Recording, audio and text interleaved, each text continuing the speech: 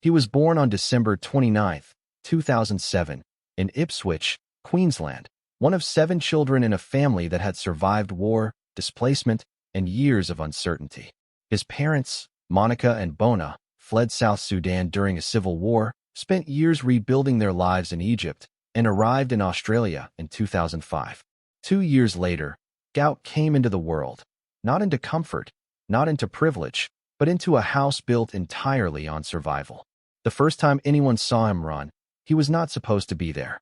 A selection trial was being held at Ipswich Grammar School, and someone needed a body to fill an empty spot. Gout showed up in sand shoes, regular school shoes, no spikes, no warm-up, no plan. The boys beside him were wearing proper track gear. Some had already competed at national level. When the race ended, every single one of them was behind him. Coaches stopped talking mid-sentence. Spectators turned their heads. Nobody had seen anything like it.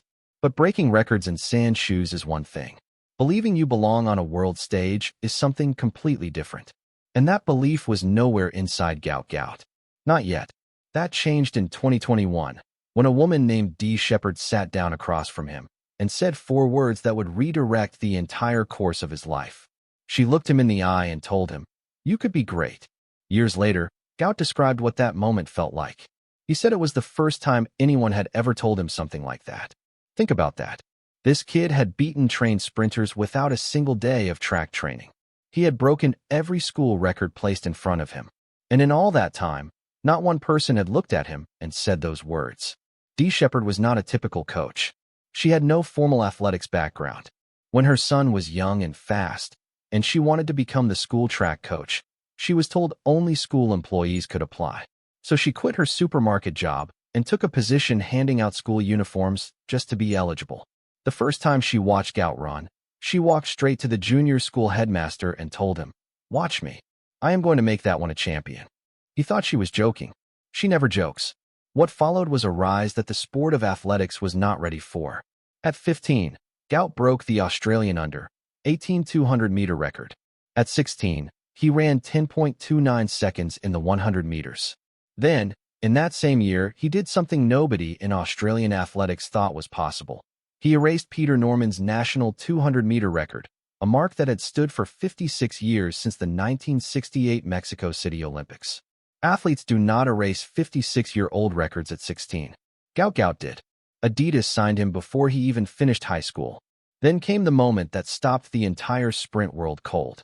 Adidas flew him to Florida to train alongside Noah Lyles, Olympic champion, 4-time world 200-meter title holder, the man who calls himself the fastest person alive. Same facility, same coach, Lance Browman. 2 weeks side by side. Most teenagers in that position would stay quiet, keep their head down, and just be grateful to share a track with someone like that. Gout was not most teenagers. Lyles invited him onto his own podcast, and sitting right next to the man who had just tied Usain Bolt's record, Gout looked at him and said, "I am trying to show you what's up. I am trying to come out with a bang. Whatever I have got to do to show Noah I am coming for that spot, I will do. Deep down, I am trying to get a medal, be in that final, and be running up on Noah or trying to chase Noah down." He said that to Noah Lyles on Noah Lyles' own podcast. Lyles smiled and replied, "That's what I love to hear." But he said those words before he truly understood what Gout Gout was actually capable of. September 2025. World Athletics Championships in Tokyo. Gout is 17 years old, walking into the biggest track meet on the planet outside the Olympics. The other men in the 200 meters are in their mid to late 20s, fully grown, fully professional, with Olympic finals experience. Gout reached the semifinals and finished 4th in 20.36 seconds, missing the final by a single spot. For a 17-year-old at a senior world championship, that alone was extraordinary. Remember that number. It matters. After the race, a reporter asked Lyles, who had just run 19.51 seconds, the fastest 200-meter time anywhere in the world that entire year, what he thought of the Australian teenager. The Olympic champion looked straight at the media and said, "He is more talented than I was. Not he has potential. Not watch this kid in a few years." The reigning Olympic champion said the 17-year-old was already more gifted than he himself had been at the same age. When Lyles was 17, he ran 10.14 in the 100 and 20.11 in the 200. Gout had already beaten both marks.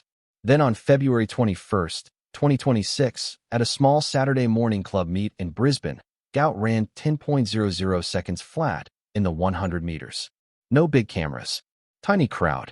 He had decided to enter just 1 week earlier. That time equaled the fastest 100 meters ever run by any Australian man on home soil and wiped out the national under-20 record. Within minutes, a text hit manager James Templeton's phone. It came from Lance Browman, the personal coach of Noah Lyles. For words, "The boy is coming." That was just the beginning. April 12, 2026.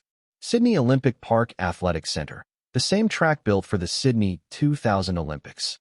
The night before the race, Gout wrote one single number in his notes: 19.75 seconds.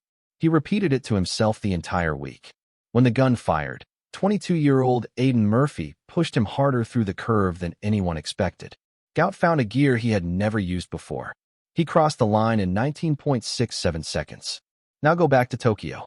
The same teenager who ran 20.36 seconds in September 2025 ran 19.67 seconds by April 2026. That is a drop of 0.69 seconds in 7 months. Usain Bolt's lifetime best as a teenager was 19.93 seconds.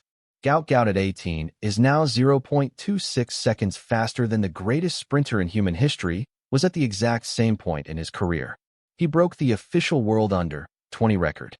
He became the first Australian man in history to break 20 seconds in the 200 meters.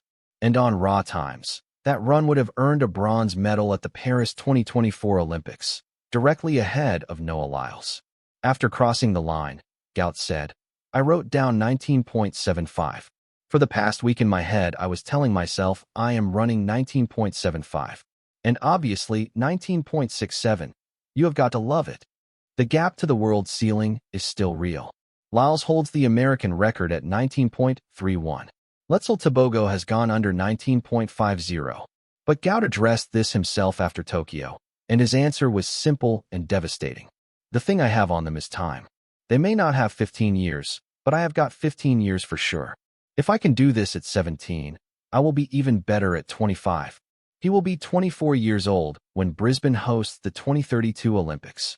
The same city, 40 kilometers from where he went to school, wearing sand shoes, beating everyone without even knowing he could.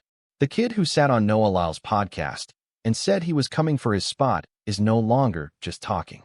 The Olympic champion's own coach